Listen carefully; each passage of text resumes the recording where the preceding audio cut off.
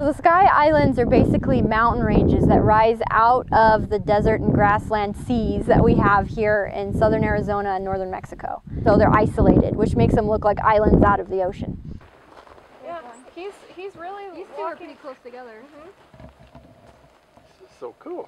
They may be leaving. On a recent Saturday morning, volunteers hiked through the Dragoon Mountains southeast of Tucson, searching for signs of wildlife.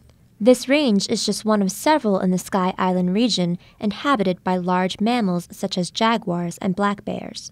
Motion cameras capture the movement of coati and other mammals specific to the area. Right.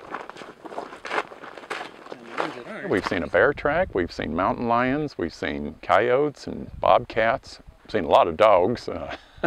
We've just got a real combination of things down in this area of the country, you know, that really come together, these different kinds of habitats that all come into one area.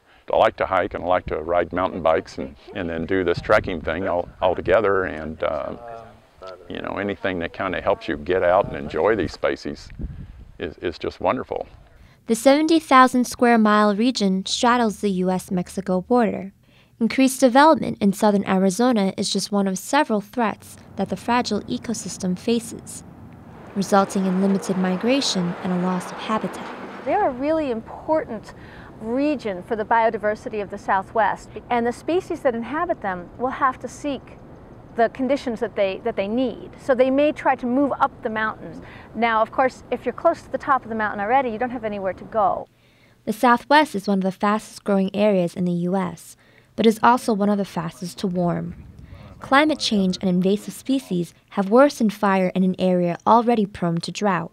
We're really in the bullseye of climate change, both from warming and from drying. The Sky Islands will also get drier and warmer. As we've seen in the last few years here in the Southwest, we become more and more prone to very large, record-breaking fires. And certainly the plants that are here aren't adapted to regenerate easily after a fire.